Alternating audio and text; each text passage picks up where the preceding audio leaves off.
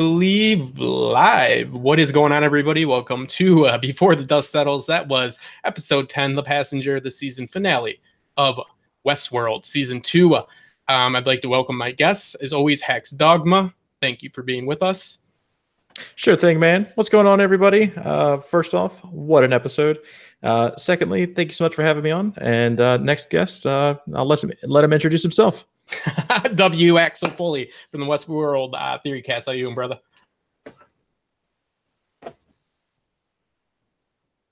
Can you hear me, Axel?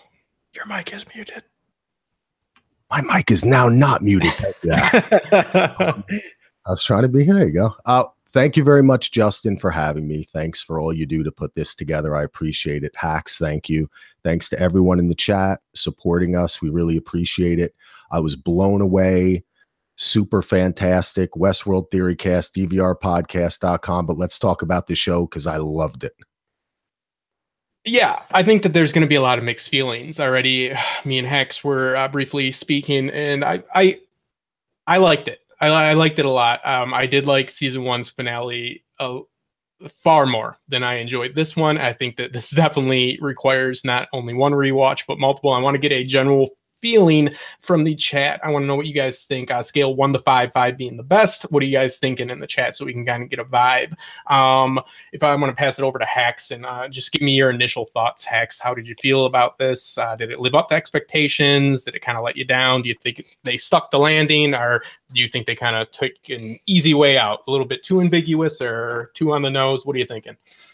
So first off, in the chat, I think everyone's, I'm not sure the system in which people are citing. They're saying 2.5 and 5 and 4. Let's do, I'm assuming out of 5. So let's just make sure everyone's clear on that.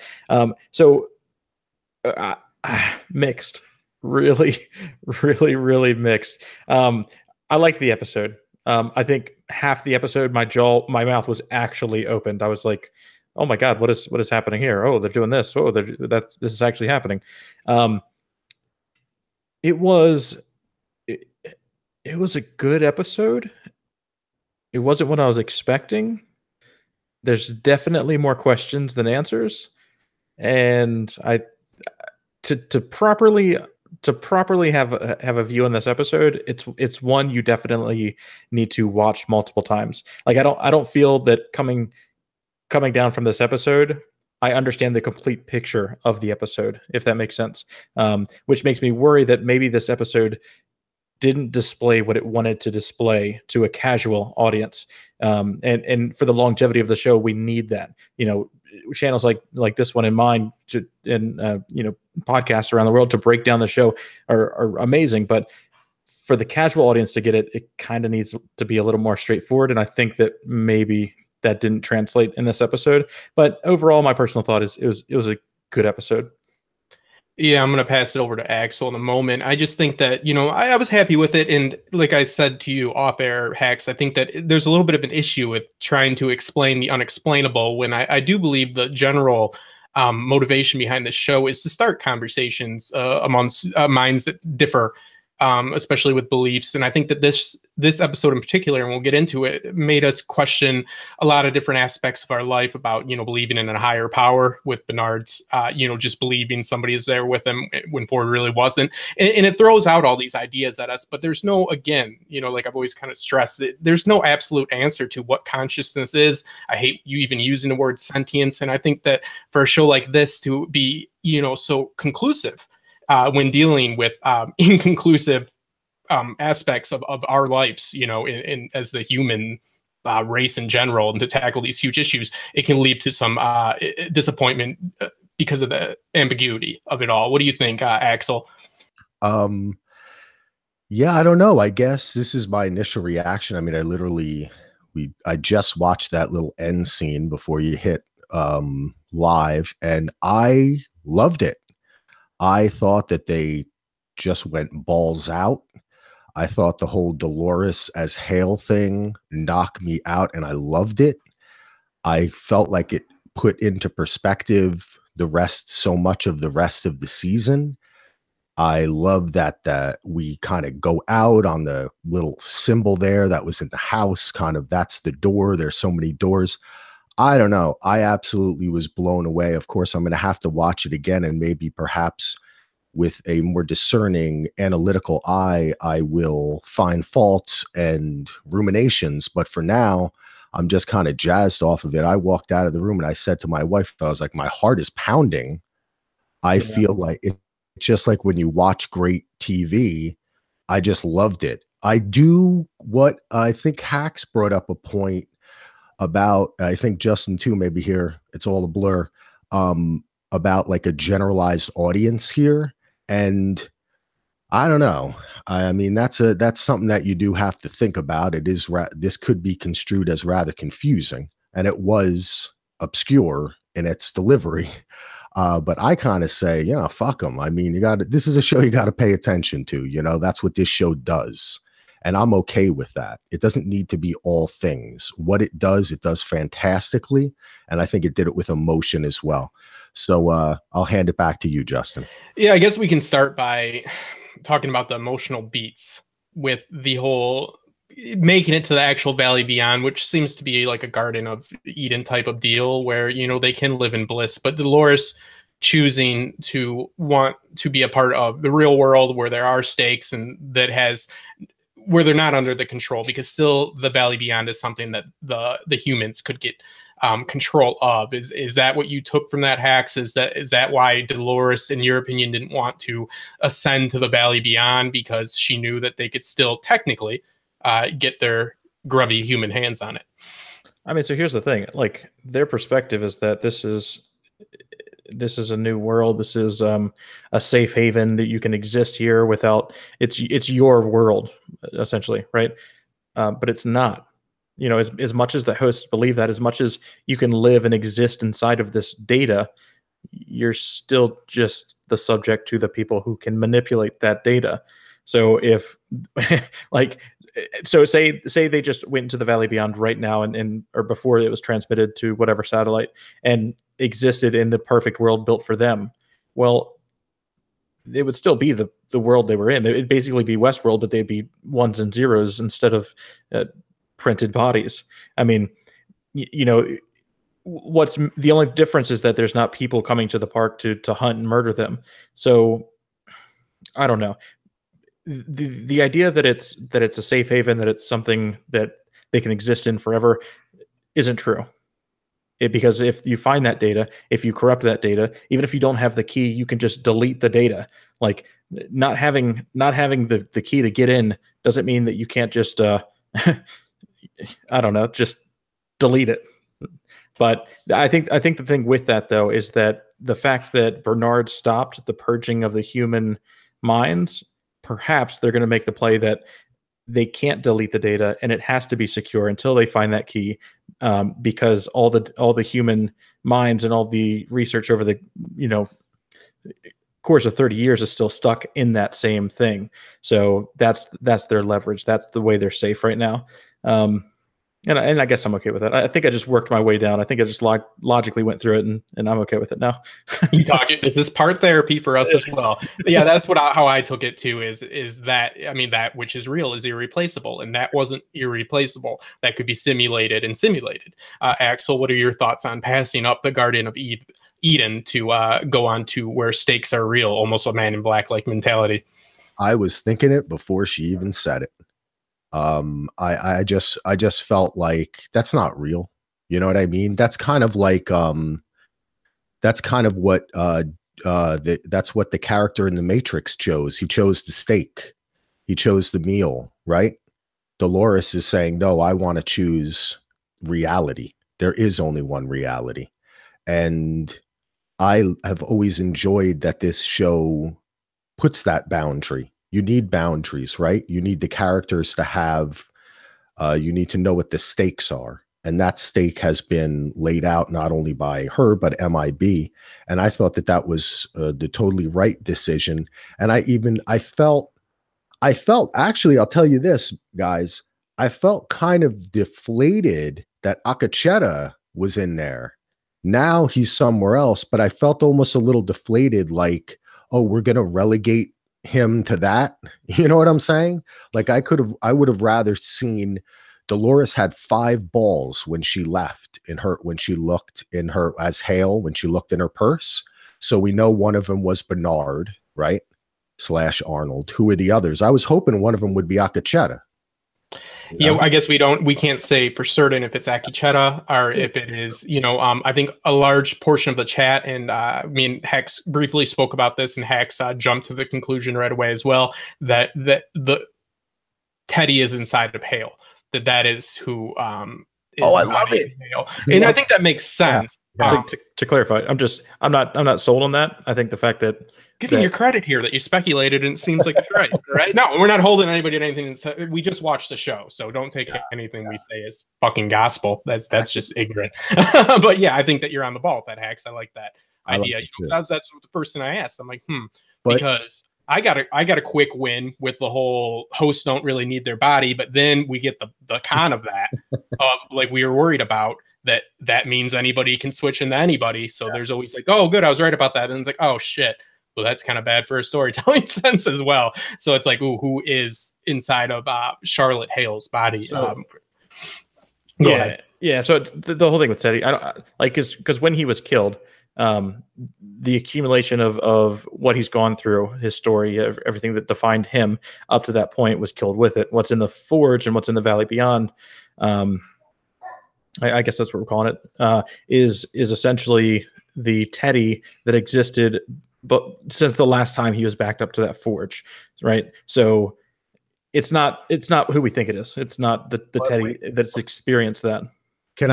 May I just I apologize for cutting you off, Max, but no, you're good. But in a sense, we don't know that because they have said over and over again, you only exist as long as the last person who knew you. And just in the same way that those balls may be missing, how long, we don't know. We don't know how it connected the Forge was to the outside world, or how Ford himself may have opened it up to allow it to take in the knowledge of what had occurred in the previous couple of weeks, but also going along that concept, which I think is so beautiful, is that these hosts can reconstitute each other as long as one is alive that knew them well, right? Yeah. And that's a beautiful, to me, I could almost kind of tear up thinking about a world where each of us had that kind of had that love and respect for each other, had to basically, it was inborn, because it's like, you better be good to the other people, because if you're not, guess what? If something happens to you, they ain't bringing you back. They don't want to remember who you were. You know what I mean? So, but I just want to say, it could be, I like what you're going at, where they're different inside the Forge, but I think that it's important to add of what Dolores could add to them and what then these reconstituted people could add to each other. Yeah, it's like, how much liberty does the artist have?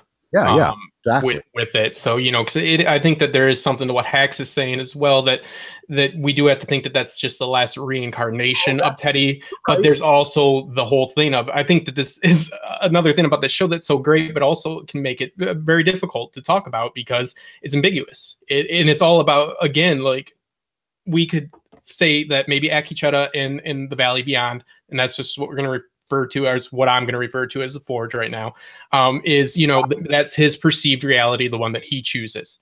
And that's fine. And Dolores chose another path, and she chose one with not only freedom of choice, but she chose to bring along an adversary, which we will get into as well. So it's all about perception as well, in how we see them, as if that's who they really are and stuff like that. It brings up these huge questions of, are the memories of you? Are they just memories? Yep. In recreating consciousness as a whole. So because we do see Teddy in the Forge, in the heaven-like bliss, but then we see what seems to be Teddy-like behavior in Charlotte Hale, but again, we only have a few seconds of it.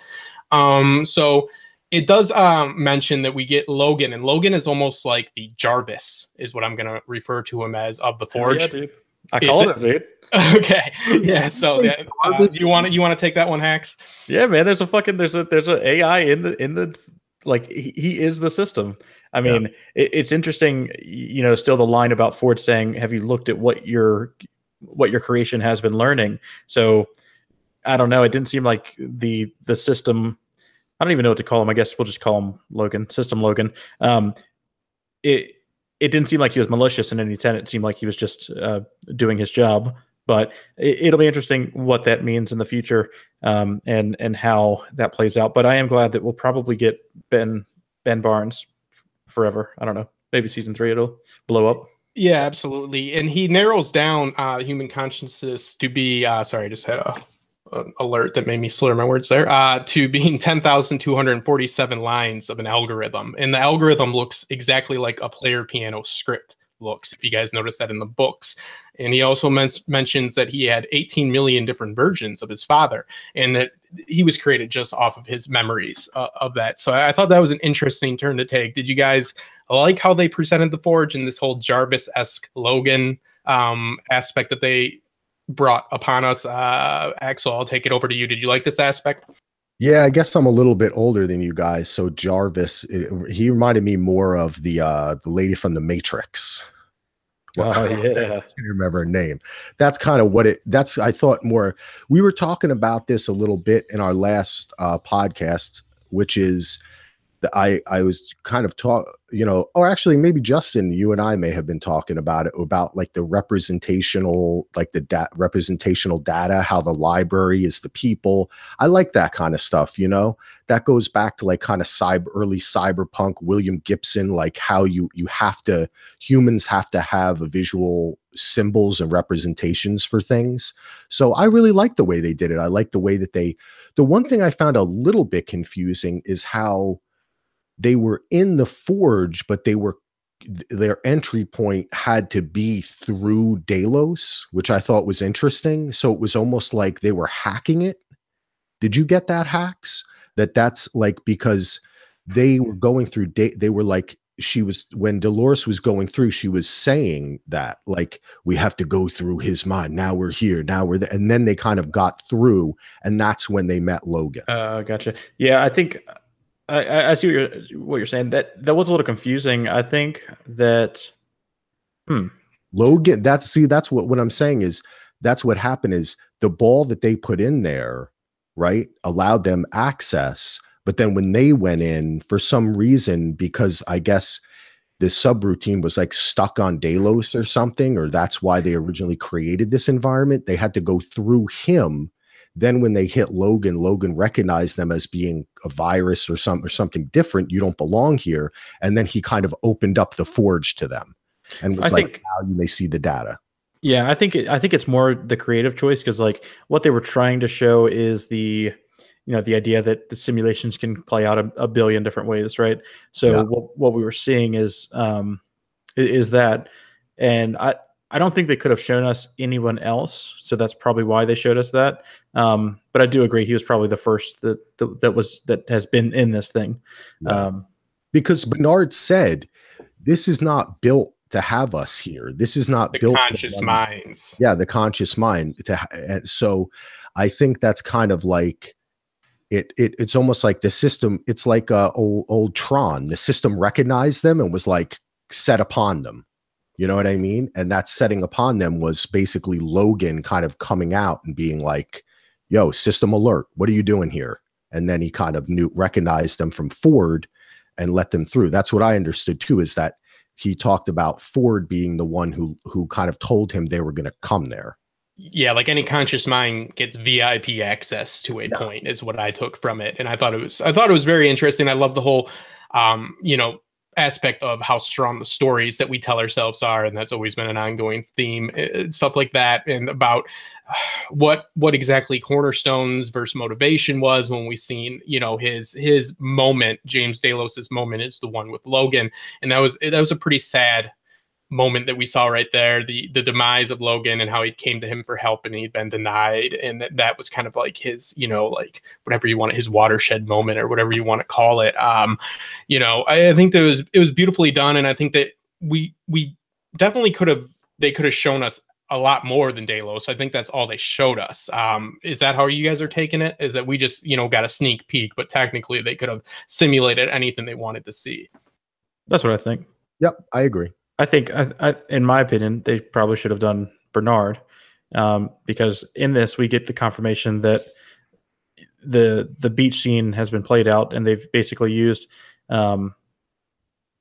studying people like Strand and studying people like Charlotte, how they would interact, and kind of this entire thing was the trap to get them there.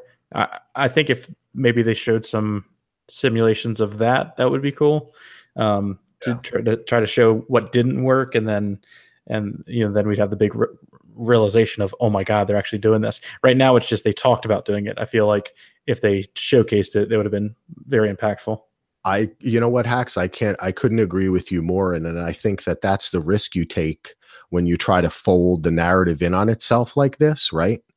That upon reflection, you made a great point right there, which is that if they had shown instead of told in that aspect, it would make this whole idea of another virtual world more relatable to us, and related it back to the story that we've seen throughout the season.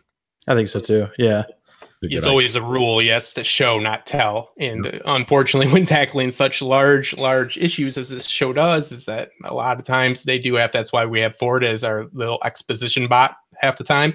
And let's talk about some humans real quick. We'll get a little segment going. Let's talk about humans. We lost quite a few. And how do we think they're going to deal with this? I mean, we've got Lee Sizemore, who, number one, beautiful. I loved how they handled that. And we lost Elsie. I think that I'm not ever saying that Ford isn't coming back, because it's just has made me look like an asshole every time I've done it. But definitely Lee Sizemore and Elsie are dead. Anybody got any counterpoints on that? Or are we saying no dental school for sure? So I was expecting to see a fucking bear. Okay. All I wanted this entire season was for us to understand why there's a goddamn bear in the control room. And I was like so excited. I look at my wife. I'm like, oh my God, it's the bear scene. The bear scene's coming up. We're going to get a bear. There's going to be some crazy ass bear that comes through, and they're going to have to fight it off. Maybe it's going to kill Charlotte. And then no bear. What is that bear? Why did we see that? You know what I mean? But back to the point. Elsie is dead.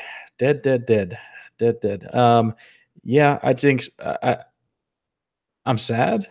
I think she was one of the female characters I really liked in this, and I think it was because she's an engineer, so I relate to that. She was like the nerdy troubleshooting person, and that was who I idolized, as like the engineer kind of working through issues analytically. Yeah, so rest in peace, her. Lee Sizemore, I hated his death. I know, Justin, I know you liked it, but God damn it, dude! Why not just walk out and be like, "Hey guys, don't shoot this. They're doing something else," or just like not kill yourself. Not kill yourself. Poetic, man. Yeah, that's why you're dead in this story. You're trying to reason it out, man. You're not looking at the poetry. No, I mean, obviously, Hax. Yeah, you're right. Yeah. He could have went about it, but I do love that moment where he says, "It's my speech anyways," because Hector put it. But yes, but hey, that type of snarky realism and reasoning in your head is what gets you shot in Westworld, buddy. What do you think about it, Axel? You know what? I fall in between both of you. Justin, I kind of empathize with your enjoyment of Sizemore being able to recite his own lines and act like a hero inside of his own world.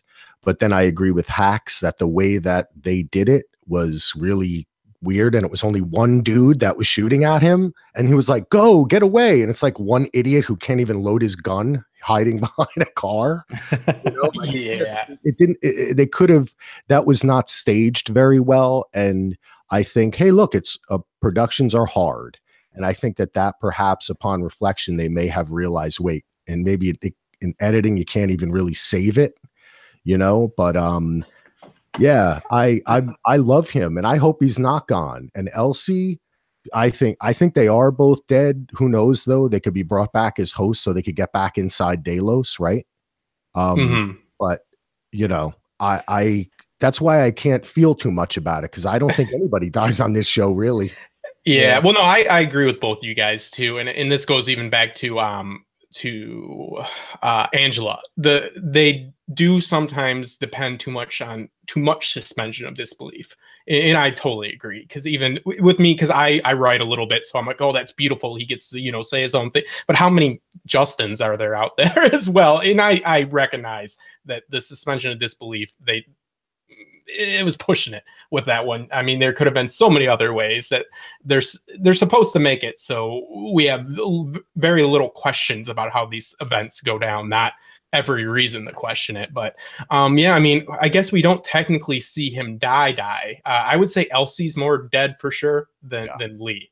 Yeah, I'd agree on that as well. I would agree on that. And Elsie's turn this episode bothered me a little bit. I would have hoped that she, I know she tried to pull that old fake Ola, and then Charlotte was like, no, I know that you're not a deceptive person. I've read your file. But I feel like even the fact that she kind of buddied up with them, she would have had a plan earlier. And they had built this whole relationship between, I felt like that aspect of writing, and Justin, I don't know if you agree with me here, but adding that whole subtext and subplot between Bernard saying like, Elsie, you're the most valuable person in the park to me, and then later on how he, pushes Ford out to not hurt her, and then having it kind of end like this. I don't know. It felt a little flat for me now that I'm talking it out. Clunky, a little clunky. Yeah, well, here's my take on it. And this is obviously, we just watched the same show. I'm going to let it go because she froze him. Yeah. So she kind of killed herself in a way, because he couldn't have stopped it because she froze him. Remember, she said freeze all motor functions and told him to sit. So I guess that's the way to take it. I'm with you. It's a little clunky, but it's almost like she kind of programmed her own demise in a way. Yeah, and I guess, and also kind of proving Ford right, like Ford is like down on humans, and guess what? Elsie kind of backed him up on that part. You got to admit it, She kind of tried to help him, but in the end, she was really all about the self-preservation. But then again, aren't we all? Yeah, and that was the interesting aspect of this. And we're getting a lot of people saying they want to, and we will adhere to the chat. They just want to know, what the fuck is the deal with MIB? Well, join the group. Our webcams and our microphones don't give us the all-knowing knowledge of the show. Here's my take on it. I don't believe that this post-show or post-credit scene proves that he was a host. I just don't. I don't really know what to take from it. I need to have a rewatch. It's definitely an interesting aspect. I'm going to pass it over to Hax. And again, nothing we say here is gospel or cemented, especially after this episode. I just don't know how to take this post-credit scene. And again, I was getting this set up. So I know Hax and Axel have opinions on this as well, and we'll try to adhere to these questions in the chat. And I see you guys. I hear you loud and clear. Hax. Yeah, so I think MIB is a host, but what's interesting is that the time in which he becomes a host is still yet to be defined. From what we know, he's now witnessing a fidelity test, but he's witnessing it from a person who we saw die. And I'm not saying that. So my understanding or my theory is that this is years later, and he's going through this, and this is actually either a figment of his imagination, and he's going through the maze like he was, or like Dolores did, and was able to see other beings. And in reality, he's just by himself going through this in an abandoned park, all decrepit after this massive event. Because if you look at like some of the structures, it looks like the sand has kind of, the water's all been drained, the sand is like kind of taken over, and yeah. So as soon as they walked in, I thought she was just going to shut the door and then like catch it on fire or something, and it would be like, oh my God, what did I just witness? But yeah. So fidelity test, and years later, I think I think what we saw was a human, but the way that they define it is impossible to know. And at some point, he becomes a host. And that'll be interesting to know. Yeah, they do say, before I pass this on to Axel, at the very end, that there's one priority guest that's in like critical condition or something. So I took that as that was Ford, or not Ford, my apologies, as that was William MIB. Show him. Mm-hmm. So, and I kept looking at his hand after it got blown off, and I almost thought it was mechanical looking, but it wasn't. I did take another look. What is your take on this post credit scene that I think is going to spur a lot more theories? Well, I like what Hack said. We were talking about it before we went live. These guys said, "What do you think about MIB?" And I was like, "I didn't. What are you talking about? We didn't see." And then I just watched it, and I like what Hack said, picking up on a little bit of our conversation there before, which is that the last time we thought we were going to see him, he entered the elevator, and then Bernard stood in front of it, and it opened, and it was empty, and that was it. They made an obvious visual cue out of that, you know. And here, I like the idea. Exactly, we don't know when this is, right? We don't know that because of his injuries, he had to become a host or something, as was kind of, I had a kind of favorite theory about. I like the idea, picking up what Hack said on this, setting up a kind of new time displacement next season. We have to think about that in these shows, similar to how The Best Lost did it, where you kind of set up a little bit of what the next season is going to be. And we're going to have an off season to talk about this, but I can already see Reddit theories forming that like this could be years later, you know, like Hack said, and they're sitting there. It took me a little off guard. And quite frankly, I'm not a huge fan of these. What do they call them? They have a little name for them. Stingers. Actually, they're called stingers. I'm not a real fan of these. I know every Marvel movie does them, but it really kind of threw me off a little bit. I liked it, but then I don't know, I was in a different space at that point. So to me, I'm going to say it doesn't prove anything to me at this point. Yeah. If I can jump in real fast. By all means. So what's really interesting about this entire algorithm is William shooting Dolores. One, the entire time I'm like, shoot her in the head. Like, you know this. What is what is happening? Stop shooting her in the body. You obviously know how to kill her. And then, you know, the mirrored scene of when Teddy, or when he walks up to Teddy and presses the gun against the forehead, and then, you know, now William is in that position and he pulls the trigger and it backfires. I don't know, dude. I mean, I think that's really, really telling, that he might be a host this entire time. Yeah, why was Clementine so easy to bring down with 2 shots to the stomach, but Dolores was Terminator? It doesn't make any sense. And Maeve, who is now super Neo, can't tell her body not to accept that being shot kills you, because that's the only reason the hosts ever die in the park anyway. Or they're programmed to go down, right? Exactly. Yeah, watch the pitch. Jenny Nicholson's channel. She does a pitch for Westworld, and they conquer. It's meant, you know, it's very humorous, and it's just talking about the bullets. Like, well, what does happen when they shoot furniture? Shit goes right through them. Like, what happens when it shoots a gas? She's like, gentle as a snowball. She's like, what about host on host? She's like, oh, right through them, brains everywhere. They're the people. She's like, it's science. You know, it's fast and loose with physics. It's simulation or whatever they're referring to it. Simunition, yeah. It's, you know, I've seen people talk about on Reddit like how they set up squibs in certain areas and they have to get authorization.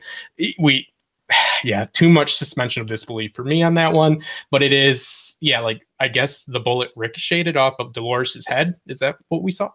I think the gun just backfired. I mean, it's just like he pulled the trigger and it broke. Oh no, she put that little fake ass bullet in it. Oh. To jam his gun. Remember? She picked it up. It was like flattened. She picked it up where it was near the ball with Teddy in the barn. They had a close-up shot of it. She rubs it against the ball and there's blood on it. Then she puts it in the gun and then she hands him the gun. That makes me feel so much better about that. Yeah. Thank you. Yeah, I don't remember that at all. I'm catch people are bringing that up in the chat too. Thank you, Axel, because that was just getting to be too much for me. I thought that was weird too. There was a little bit. I mean, this show sometimes does that. They're sitting in this writer's room and they're puzzling around so much that sometimes they take things that could have been easy, which is his gun just misfires, and they implant this entire mystery into it, which is so much obfuscate. I can't pronounce it. It makes it confusing for no reason, you know? So I think that that was a part of it. I didn't understand. There were so many additional shots of that little bullet. Actually, I think in all, there were 3 shots of that flattened bullet. I know there were 2. And I was like, who cares? Why do they keep on doing this? But then his hand, I missed this entirely. Yeah. When was the first time or most notable time this happened? The first time it happens is she is lying with, closing my eyes to remember it. She's lying down with Teddy. We see a wide shot. Then she gets up. She reaches down. There's a close up. She's touching the ball. There's the little bullet pellet is a part of it. At first, I thought it meant that the ball had been destroyed, but it wasn't. It was a pellet. I think it was Teddy's ball got hit by the bullet, and it didn't destroy the ball, which maybe goes to show that you can't destroy these balls with a gun. That's why we got people on Reddit that freeze frame things and type out pages upon page. You see it. Trust me, man. I know I have a very good visual memory, but I'm almost certain of this is what happened. So, I believe you. A lot of people in chat are saying the same thing. I missed that entirely. I know that there was some issue or some meaning behind the bullet that Teddy picked up, but I thought it ended when he kind of gave it to Phil as my last strand of mercy. Is that the same bullet they were focusing on? I am not sure. I know what you're talking. It's 2 separate bullets. Okay, it's 2 separate bullets. When she picks up the ball, his ball, right? It's on the ground and there's blood all over it. And then she kind of moves her finger and the bullet comes out. And it's like a piece of metal. Perhaps it's not a bullet. Perhaps it's just a piece of scrap metal meant to jam the gun. Yeah, they set it up. And like Axel said, I mean, I don't know why this writer's room didn't take Ford did it all out for this one or anything like that. But they chose to make it very difficult. And yes, people are talking about how I don't know if it's called the Limot or whatever that gun is called. It does have a shotgun shell in the center. But it was flattened. It was Teddy's bullet and she put it in there. It was shown, but that's not really all that important. It makes me feel better about it, but it's not a big plot point. But it's more proof that they ran through this simulation multiple times to understand what he would do in that circumstance, right? Because you just put a random bullet. He shoots like 4 to 5 times before that bullet clicks. She's so confident that she's not going to get shot in the head, and is she just Archer counting bullets? And she's like, oh yeah, the last one's So I think it's. I think it's. Go ahead. I'm sorry, Hax. No, you're good. You're good. I was just going to say, I have to agree with Justin here that we just have to kind of accept it. I mean, it's the same thing with.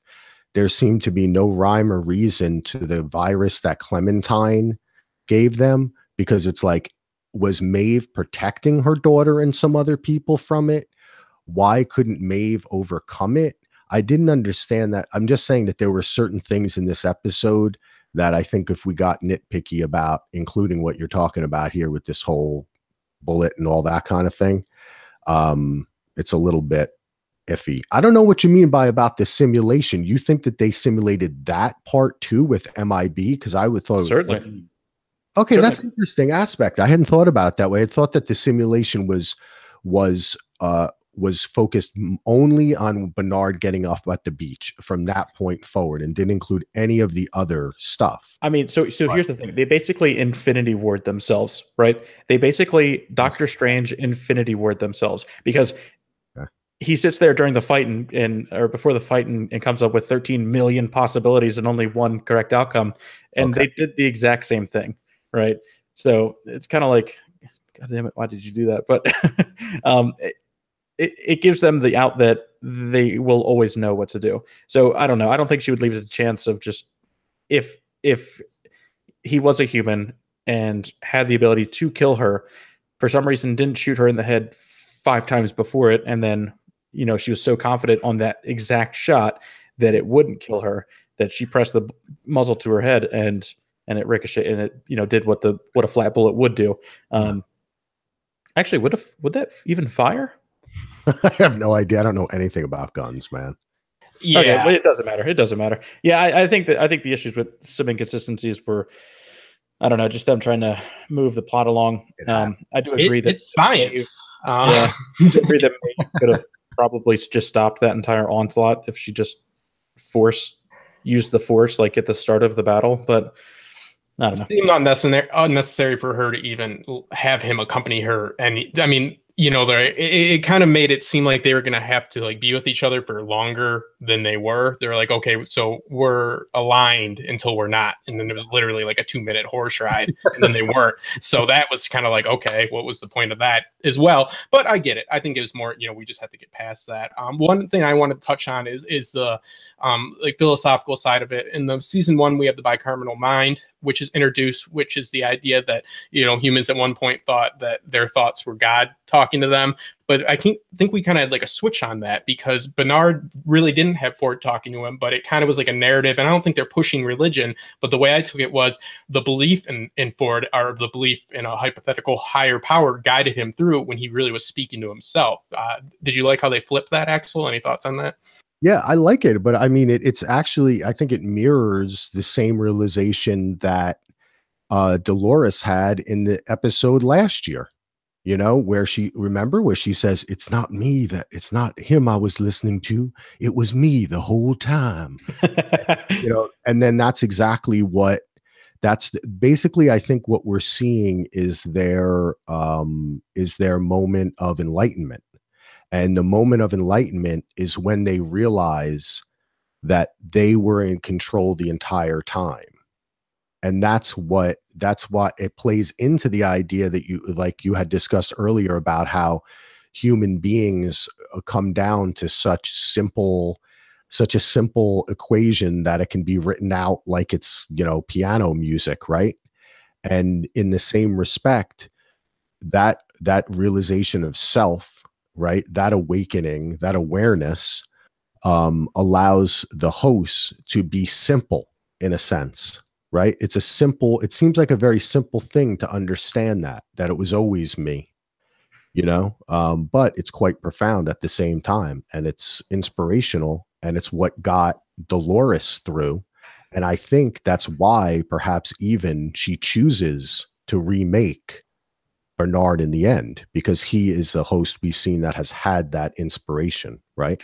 Yeah, it's the hope of something, sometimes even that it might not be real, but the hope of something larger, something bigger than yourself, that can push you through these tough moments. I think it's the narrative they want to push. I like how they leave it ambiguous, because you can look at it from a secular point of view and a religious point of view at the same time. And then I know we'll get to what you're about to say, Hax. I also want to discuss, what do we think about her pretty much creating a worthy adversary? She brings Bernard into the mix when she does not have to, and she acknowledges that they are not their interests are not aligned. But it is, I guess, a narrative on, you know, you can't be, it's like a check of the power. You know what I mean? It is the belief that you can't just have all this control, that she has to have this counterpart that is going to keep her in check to a point. Yeah, I think that is actually what I was going to bring up is that final scene, or I guess not the final scene, but that interaction there. Yeah, I don't know. I mean, the idea that it goes back to Infinity Wars, Doctor Strange. You know, they saw 13 billion possibilities, and this was the one path that ensured their success. So they have to do it. He has to be brought along, and he has to be the enemy of Dolores. I don't know. Why? I mean, you bring up the idea that they need a balance, but I mean, you really don't. I mean, you could just exist. Like, I don't think I have a balance that keeps me from or climbing the corporate ladder or taking over the world, or I don't know. I think that if someone was so inclined to do that and had the possibility to do that, they could just do that. You know, I think that what we saw was kind of like interesting writing that will later make sense. Right now, it's just convenient. And again, Doctor Strange, Infinity War. See, I like what you're saying, Sarah Owen. Why do I think she brought him back? I think it's kind of more just a narrative. It's an overall theme of this story about empowerment, but absolute power can be corrupt. And it's like the checks and balances, that it makes sense on for the show. But yeah, I mean, like all reason, like Hax just said, very analytical. Yes, it's true that you probably wouldn't want to bring somebody to go and put a a wrench into your works. But for the show, number one, we need Jeffrey Wright. We want that character in the next season. And for the overall theme of it just it kind of just frames the host as more noble in a way, whether that's fair or not, than the humans, that they're choosing to have more than one ideology for their species to evolve. Or maybe it's a commentary on capitalism. Maybe you're a commie, Hax, for not believing you need competition, you son of a bitch. No, I don't need competition. I'm joking. But what do you think about it, Axel? What do you think about the whole bringing back Bernard as the adversary? Well, here, this is what I think about it. I'm going to hold up a picture to the camera. I saw your picture. That's what I think about it, ladies and gentlemen. That's what I think about it. I think about it's an age old, lightness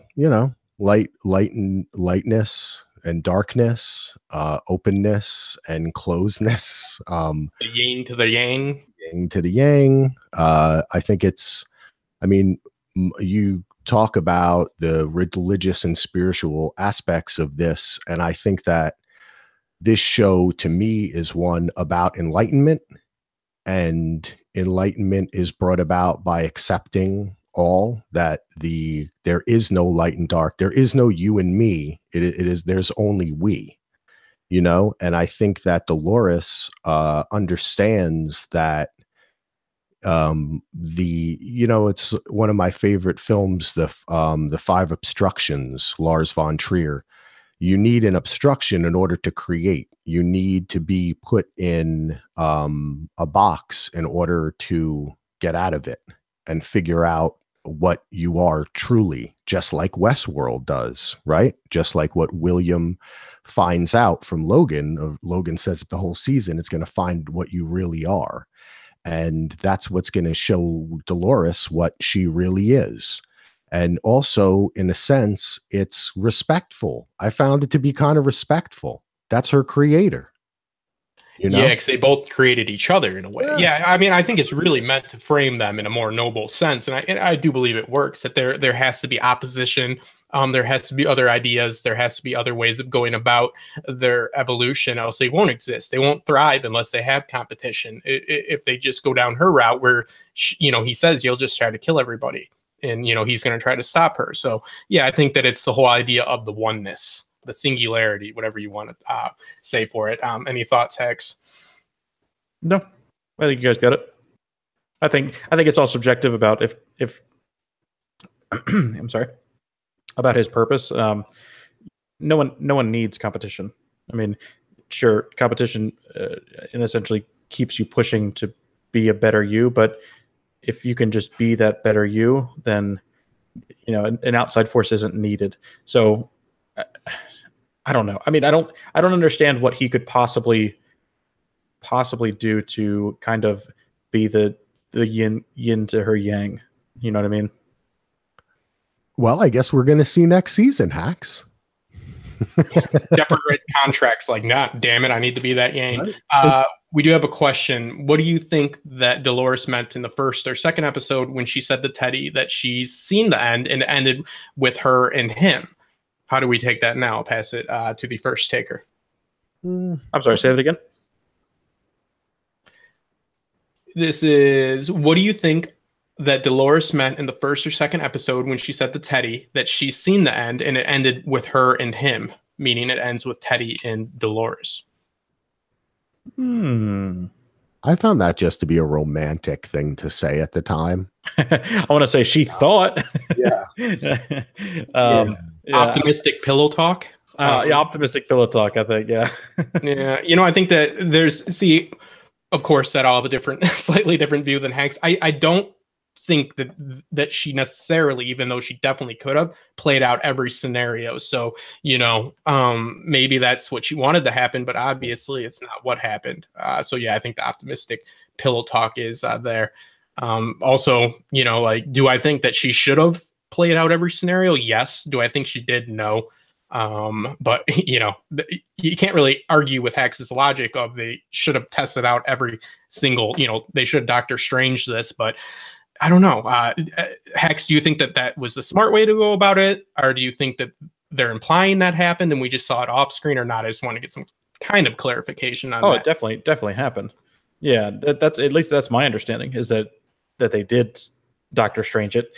I don't think that she expected Teddy to take his own life, which kind of defines what they did, and yeah, I don't know. I mean, there's parts of it that could or couldn't be.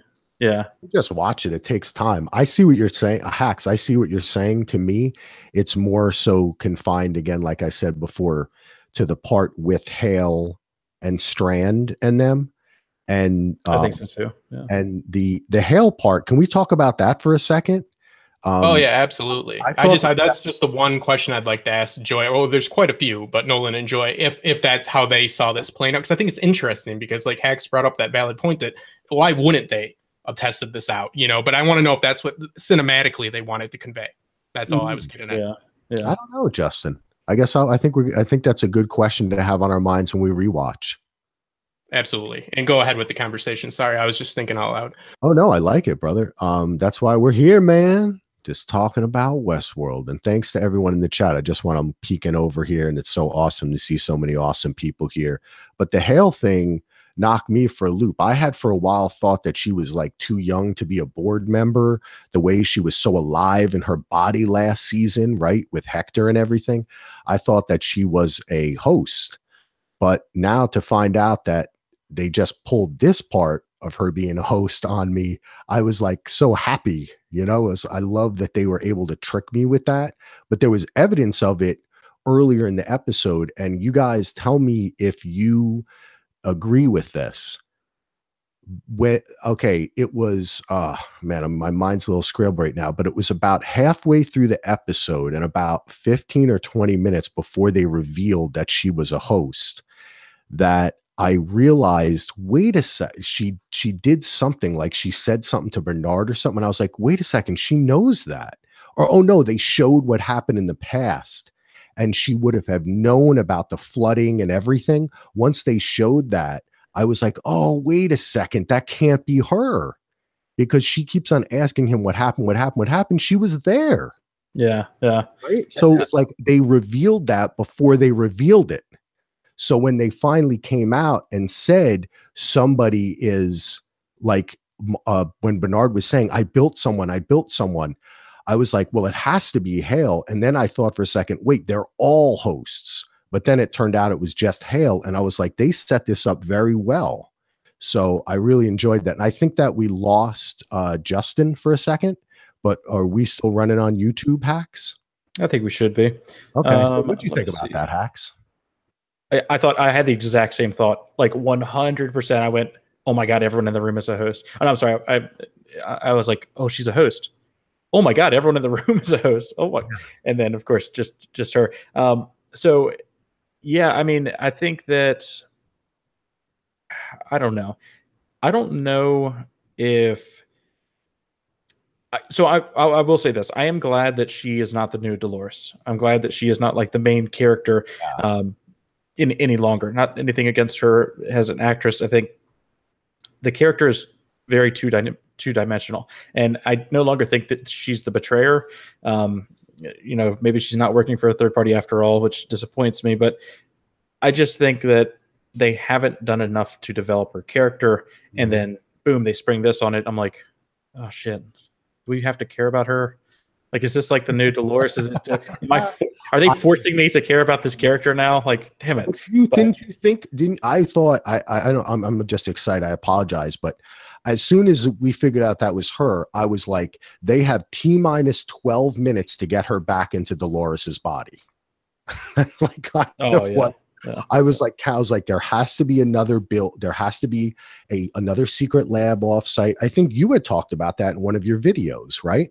That there was like another lab or something. I know we talked about it on the TheoryCast that Ford had made for them, and that's what happened. And I liked it, I kind of liked it. Oh, hey, someone's saying in the chat, Amberlyn is saying, the subtitles actually revealed that episodes ago, if you think about it, because they would mix up Hale and Dolores's lines and list wrong names.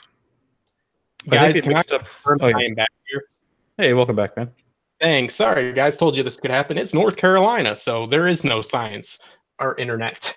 Sorry about that. Thank God that the stream didn't stop. Go ahead. I'll catch up. Did you pick up on that? Do you guys, I think we talked about that on the show that we did together a couple weeks ago, right? That the closed captioning had Hale and Dolores names mixed up.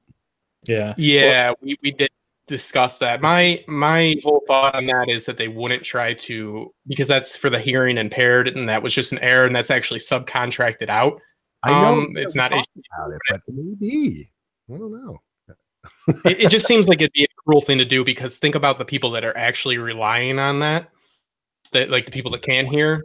That's you see what I'm saying? I'd be seen as insensitive. That's the only reason I didn't think. Like Hax had a point that they didn't fix that. I think I seen a tweet. I won't say what you thought. I think that you were reading into it, and I did it first, but my thought was that could be viewed as a little bit insensitive for the actual hearing impaired. That's true. Oh, yeah. It was an error. They corrected it, and it wasn't. I forget what you guys said, but it was Hale and Elsie. Okay. Those lines were mixed up. Yeah, and it was just HBO's lazy, but taking their time to fix it. TV is hard, HaxDogma. I don't know. I mean, pay your interns better to make those closed captioning. It's not that complicated. Yeah, it was odd. And that's kind of like the bad side of having a show that depends on theory crafting so much, is that we start to think if they're trying to trick deaf people or not, and that's very insensitive. You know what I mean? I think I remember your tweet. You're like, it does mean something. It's been 2 days, and I'm thinking, yeah, they need to fix that shit, because it started to make me think it means something, and that started to make me think that it's really insensitive. And if you really depended on that, you could be seeing a whole different story. So I was like, oh, that's kind of a weird middle ground. But with how much they read Reddit and how much they are aware of people's theories, you think they would have fixed that quicker, because they literally changed the storyline of this season because the Redditor got it right. They admitted to that. They couldn't get that shit right in 2 days. You know what I mean? Like they're on the message boards. Wow. They're there. I will say I feel like that at some point this season did change. Like I feel at some point the story that they were telling did not end up being what they started with. And I do remember last season when that came to light, is that someone guessed something correctly and they had to switch everything up. But I mean, a lot of people guessed a lot of season 1 stuff correctly. So I wonder what specifically they were like, oh shit, this one person knows the entire story, and why they would ever do that. Because even if one person knows the entire story, you're not going to convince the audience that to not enjoy the show, or that it's something else. It's not, but it's shot so far before, because they have to do so much work to it after that. By the time, I mean, I think there are rare occasions on HBO where they might be airing episode, 6 or like 5 or 6, and they're still putting the finishing touches on a 10. But I don't know about that. But I like the interesting thing you had, Hax, is that how it kind of changed, because I think you and I might be a little bit stuck on the same point of this whole simulation and what really was going on with Bernard at the beach. But perhaps there seemed to be a deeper narrative that they could have explored with that, that would definitely be my guess if they were going to change this at all, Axel. That I think that it would have been the Charlotte Hale body switch would be it. And I think that honestly, I've had an issue with how much they do. Okay, the creators of Rick and Morty, Dan Harmon and I forget the other guy's name, because of course I'm online, so broadcasting my viewpoints here, so I won't have exactly Justin whatever. They put out there that they don't read Reddit or anything like that, and sometimes people have better theories, and whatever ends up being written becomes canon. And why would they read that? Because it would mess with them. I really don't understand why they read all these message boards and get caught up in it. If it was me, I wouldn't do that, because I do feel both of you. I do feel like that there was a change as well. I'm with you, Hax. And I think it probably is the Charlotte twist. I mean, it would have to be something huge, right? Yeah, it may be. I might just be wanting that so bad. I'm creating stories in my mind. But I do agree. They should stay off theory crafters. Although all I want my entire channel to be, I just want one validation that anyone from the cast has ever viewed my video, and I'll never make another. That'll be it, dude. That'll be the peak. With their amount of attention, hacks of Reddit in itself, with you being put on the in the Huffington Post, I'm sure they're aware of your simulation thing. So I would say if anybody has a chance of them seeing it, it definitely would be your theory for the simulation. I would even like if they were just like, yeah, and one person was like so off they thought it was a simulation and this and that, and HaxDogma would go unsubscribe to him. That would be it, dude. I would be so happy. Even if Jonathan Nolan was like, yeah, fuck that guy. Even if Jonathan Nolan was like, yeah, dude, this shitty YouTuber was just throwing darts at a board, and that's what he came up with. Well, I think if anybody got the hey, fuck that guy, it was you, Hax. You had the most mainstream coverage. Like I said, I think that sometimes we sit around, and especially in your case, you make these situations and you fill plot holes in very creative ways. And this one of the first things I said to you after the show is I was like, it was far more simplistic than I believe even I thought. I mean, Occam's razor really applied to this episode. Yeah. I couldn't agree more. I think it was an awesome season overall. Oddly enough, I don't really know how it's going to be received. The first comment I got as the episode ended was, sorry, Hax, I'm unsubscribing, but I'm not going to be watching season 3. Terrible season. I was like, damn it, man. I don't think it was that bad. But yeah, so it's still to be seen what the general populace thinks of everything. But yeah, I think it was an awesome season overall. Okay, so we got a few questions here. Okay, we do need to address Stubbs. I'll say right off the bat, and then when Axel gets back, we'll get his take on this as well about what was going on. I don't believe Stubbs is a host, guys. I think that what he said just implied to me that he was there to take Ford's best interest, and obviously he's aware that Ford's interest was the hosts and freeing the hosts, and he says he's in charge of the hosts that are in the park. He emphasized in the park, meaning you're leaving, so I'm not going to be pursuing you. Let me read this comment. We know Jimmy Simpson knows of you, Justin, because of the tweet situation. Yeah, that was awesome that he clarified to me through a tweet at 1 o'clock in the morning that he was back, and then they quickly gave credit 6 months later to some TV Guide Association or something. But yeah, that was kind of cool that he decided to tweet me back. You can look it up. But yeah, we all got our moment in the spotlight for Westworld for all that it matters. But yeah, Jimmy Simpson he's a cool cat. He definitely is. He's down to earth. He was like, hey, look at this obscure YouTube guy asking me a question at 1 a.m. I'll answer him. I woke up that morning. I was like, fuck, I can't believe that. And then Vanity Fair and all that gave credit 6 months later to, I think, the TV Guide's critic. So it was some bullshit. So, and he actually said during that press conference, he's like, I thought this was already clear. They're like, yeah, fuck that guy. So I think me and you both got to fuck that guy, Hax, from somebody. I do think Stubbs is probably a host, though. I think I might have to go back and watch it and kind of just work through it. But I don't know, something about it. In my opinion, he's probably a host. Axel, your thoughts on it? I'm going no host with Stubbs. I'm taking it as a sympathizer, not a host. Hax is going host with Stubbs. What are you thinking? I'm going definite host. I think that twinkle in his eye, and when he said, you might call it my subroutine or something, whatever. Yeah. He's a host. I think that was, I'm a host. And guess what? And he said something like this too, which what he said to Dolores is, and this I thought was very important. He said, Ford was very specific about what my role is. My role is to take care of the hosts that are inside the park. So basically what he's saying to her is, hey, Dolores, guess what? I'm inside the park if you need me. Yeah. I just took it more as that, it was meant for us to see a sympathetic human in that he was just speaking in their language. I think he said my primary drive when the old man hired me and all this. But I mean, it could go either way because we still have Felix and Sylvester, those two oddly named humans that are, there for us. But yeah, I mean, there's no right or wrong on that. I will take it as he was just emphasizing that in the park, meaning he won't pursue them. But again, these will all be questions for us to add. They definitely didn't leave us with a lack of questions asked, as Westworld tends to do. So let's go through and see if we have any more questions in here. Anything you guys want to address really quick when I scan these questions? Not really. I mean, I think we're pretty much wrapping this up here. I think that Stubbs could very well be a human or a host. It's interesting, you know, if he was a host, that they kind of had the scene with Akichita et al. Or the Ghost Nation at all. But yeah, I think it's up in the air. I don't know. I might have a different opinion when I do the breakdown. I kind of look at the season as a whole. But if he is a host, then some things still don't make sense with like removing him with the Ghost Nation, and yeah, I don't know.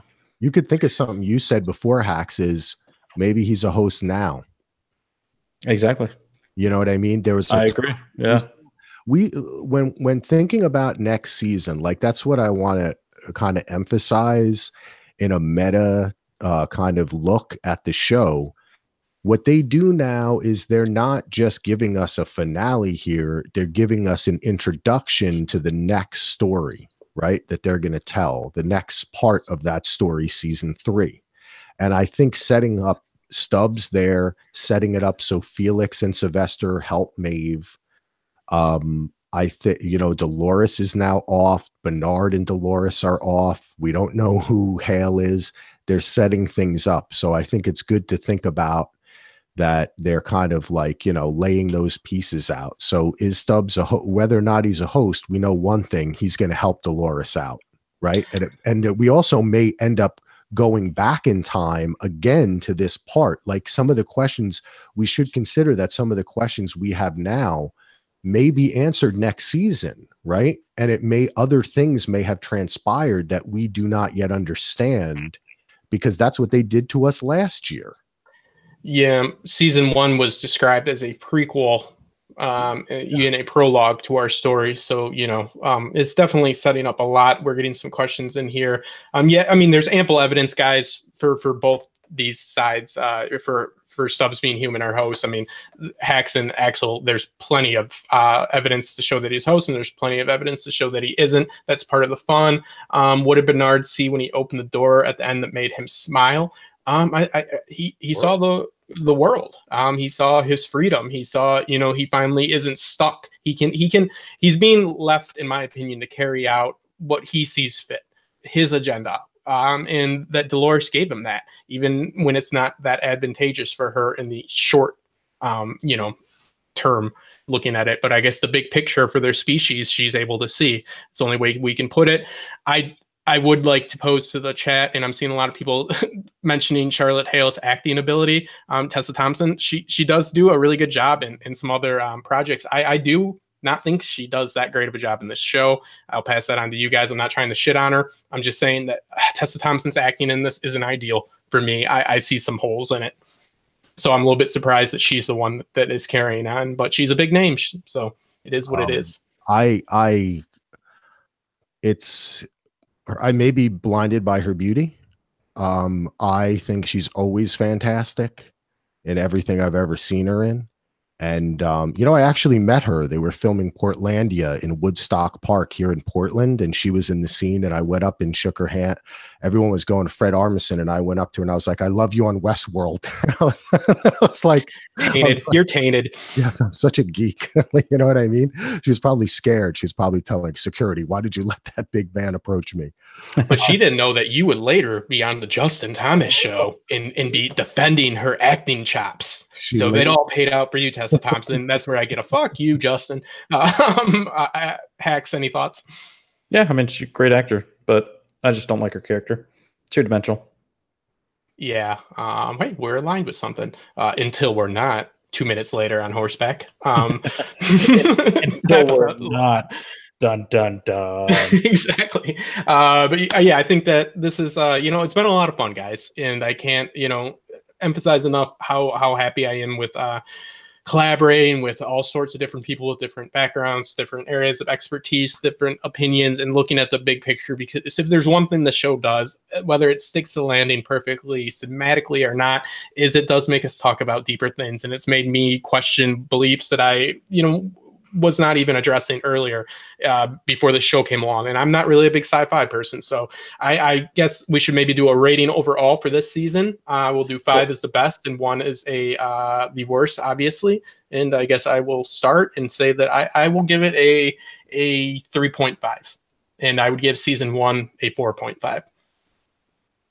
I think 10 out of 10. All episodes are 10 out of 10. I don't know. Don't take the bitch way out on this one, Max. I think for me to properly feel about this episode, I need to go back and rewatch it. Like, truthfully, this is the first episode I'm just like, do I actually understand what just happened? Like, I actually need to, like, notepad, understand, put everything in Excel and map it out in some kind of AutoCAD program. It's interesting. I think what we were left with is more questions that I think will turn the general populace off of this show. 3 out of 5. First season was 4.5 out of 5. Yeah, so similar. And I think that, you know, the audience has been narrowing down. And I don't think that's necessarily a bad thing, because this isn't a show that you can be half in on. You might as well not be watching it. You know, and it's not like trying to be like an elitist or something like, oh, you're watching like Blue Bloods. What are you, some fucking idiot? You should be watching Westworld and be questioning all these philosophical questions. It's of, hey, you either are going to be all in on this show, or I can't see being a casual viewer like I am on some shows with Westworld. You can't be half in on this show. But people are. But I mean, plenty of people are. Absolutely. I think, you know, I did discover that I work with a couple of people that do watch the show now that it's ending. And I was like, yeah, what do you think of this and this and this and this and this? And they're like, oh, dude, I have no idea. And then they don't even know that I have a YouTube channel or talk about this in the obsessive way that I do. I just like ask them, you know, something basic, and they're like, I don't know, man, not that big of a deal. I was like, oh, okay. Yeah. What about you, Axel? We're putting you on the spot. You got to rate both seasons. Not at all. I mean, first off, I want to say to Hax, welcome to my world. That was like me on Lost back in the day, man, because and that was when that was before this renaissance of television, right? Really. And, you know, 30 million people were watching Lost, as opposed to like the 2 million that watch Westworld or something live that they say. But HBO's ratings are always skewed. They don't keep things on for ratings. Yeah. You know, people would be like, I don't understand anything. So to answer your question, I actually like this season better. I would have given the first season a 3.5, and I give this season a 4.5. I'll reverse yours, because I felt that I feel like this whole show is pulling a reverse Game of Thrones, or like, well, similar to Game of Thrones, where Game of Thrones slowly rolled out the magic. I'm not a big fantasy person. I liked Game of Thrones because it was political. It reminded me of like a Middle Ages with The Wire. And that's why I originally liked it. And then the magic started creeping in. Westworld started as a puzzle, and then the emotion crept in. And if there's one thing that I felt that this episode lacked a bit for me, was the emotionality, but then it turned that up when we found out that Dolores made Bernard, and I had a tear in my eye because I thought that was beautiful to me. I love this season. I think that this show is amazing. And I also think, not to become political or not, famous last words, but in a country and a world that seems to be almost anti-intellectual, I love the idea that this show presents itself as a puzzle and forces you to reflect upon not only your perception of the show, but your perception of reality. I enjoy that. I don't think they always pull it off. I think that they are perhaps sometimes too clever for their own good. And I have to agree with both of you in that it may turn off the general populace. But then again, these shows live on streaming now. And by next season, we could be talking about how, you know, 5 times as many people are watching the premiere of Westworld. You know, similar things have happened. Game of Thrones has seen an up and down, and then it whoosh, and then it shot up. Yeah. So perhaps next season will stabilize the storytelling methodology, but retain the deepness that we all, and richness that we've come to love, in the puzzle qualities, but in a more palatable way for the general audience. And I'd be okay with that. But I love this season. So my rating is better, 4.5. Yeah. So something I do want to address, Fiwet, an awesome person in Discord that had a lot of great theories and conversations with. So we want to kind of address I think it was 5 little control units that she had in her purse. Do we want to kind of address this, or? Yes. Yeah. So I think right off the bat we can kind of say, damn, I don't know. You're the best. That was hilarious. You got to think, babe. Yeah, you made your first mistake when you said right off the bat. I can go. I'll go. Go ahead. Yeah, I love it. Okay. Arnold/Bernard, Teddy. And then I think that you might see Angela again. And then as far as the other 2, I think that's when we might be playing into the crazier scenarios of Ford, MIB. Maybe those balls are people taken from the Forge, and that's going to be her entrance into taking over Delos, taking over the world. You know, who knows? I was expecting a little bit of a thing. I thought maybe Arnold would have walked out of the door. Bernard would have walked out of that door, and just as he smiled, they cut down and he reached into his pockets and he's got 2 of the balls. Like she kind of split them up. He has 2 balls. Yeah, baby, I set it up. I like it. But yeah, I thought that would have been cool. But that's who I say. I say definitely the one was Bernard, Teddy, and I'm going with Angela. Maeve has to be in there. I think Maeve as well. Still there. But the ball could be out. Another Maeve? Yeah, I mean, because the body is obviously not something they need, right? I thought she was still there. I thought Maeve was still there. Yeah, I think her control unit's been taken out, but it could be a copy of Maeve. That's an interesting idea, Justin. This show did show us simultaneous interactions by these hosts, right?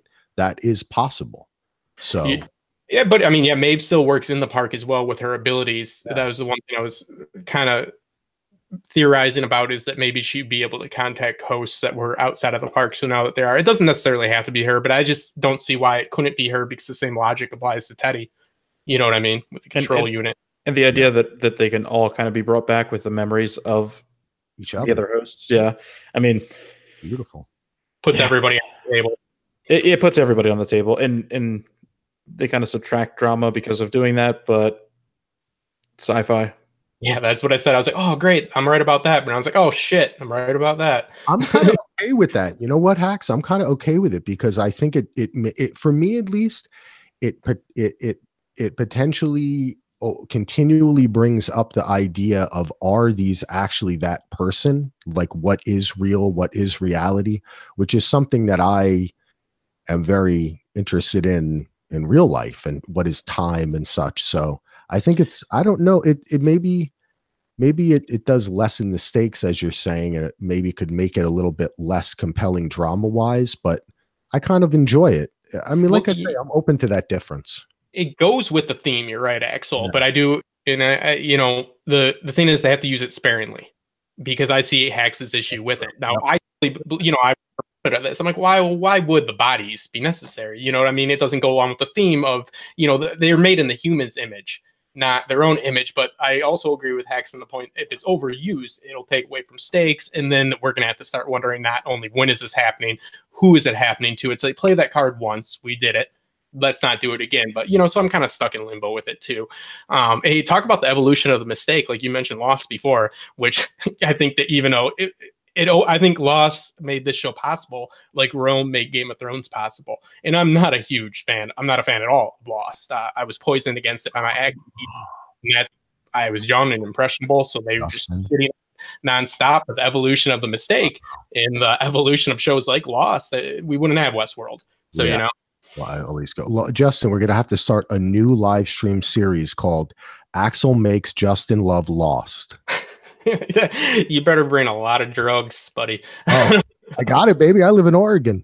There you go. You better bring that good weed. But yeah, I just want to thank everybody in the chat. I want to thank you guys again.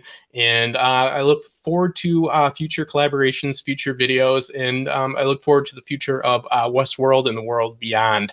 And, I don't think that there's really too much more to say about this episode, other than the only reason I do enjoy season 1 more is because there seems like it was a little bit more fulfilling, but now we are getting into the real question of not how do they achieve this ability to make their own choices, but what do they do with them? And I think that we're finally there. Let's see what they do next season with these choices. The ones that are outside of the park should have nothing hindering them. So the choices you make once you have free will is what is important, less than how you achieve free will, since it is so subjective. I couldn't agree more. Could not agree more. Yeah, so thank you guys. And make sure to subscribe to Hacks if you haven't. Obviously, make sure to check out Westworld TheoryCast with the great Axel Foley and I believe DJ. Can I say goodbye to everybody? Yeah, you can say bye. I'm just saying my goodbyes now. I'm sorry. My mind is going like 15 miles an hour with this. I like it, baby. Thank you guys. I will just pass it off. That is my sign out. Thank you guys so much. You guys can go ahead and do your plugs. And again, appreciate the hell out of you. And I just want to start out by thanking you, Justin. Seriously, man. I mean, I know you've had a hell of a last couple of weeks, and you put this together, not only doing your own videos, but putting together this live stream each week and having some technical issues as well. So everybody in the chat, everybody out there, let's give Justin a big standing ovation. Thank you very much, brother. I really do appreciate it. And I appreciate Hacks, you having me on. You are fantastic, man. Your videos are killing it. And you guys have great minds. I love the way we all talk together. I'm totally down to do more of this in the off season and next season. And thank you everyone in the chat as well. It doesn't mean anything unless everybody's here sharing this with us. I always think of Lost. We created this place together. That's what we did. That's what we did here, people. This is our own forge, right? This is our own Valley Beyond, sitting right here in front of these screens and talking and listening and reading and watching. And, check out dvrpodcast.com for more from us in the off-season Westworld TheoryCast. And check out these guys too. Give them likes and subscribes and all that kind of positivity. So peace out. Thank you, man. Yeah. So guys, this was awesome, man. I'm so grateful to both of you and everyone in the chat and everyone that's been here for this entire experience or watches this retrospectively. And I mean, just what an awesome time that we experienced together, right? I'm grateful that it happened, and I'm sad that it's ending. We will definitely work on projects in the future. We'll definitely keep podcasts like this going, and I can't wait to see what everyone creates and what comes from this. Much love, everybody. If you're looking forward to my video, it'll be out normal time whenever work doesn't hinder it. And yeah, thank you so much, everyone. Thank you guys from the bottom of my heart. It means the world, and look forward to future collaborations. There's plenty to talk about. Westworld assured us of it. So thank you guys, and we're going to sign out for the last time this season. But we will have some panels in the weeks to come. Make sure to check the listing for announcements on Twitter and whatnot. So thank you guys so much. It means the world.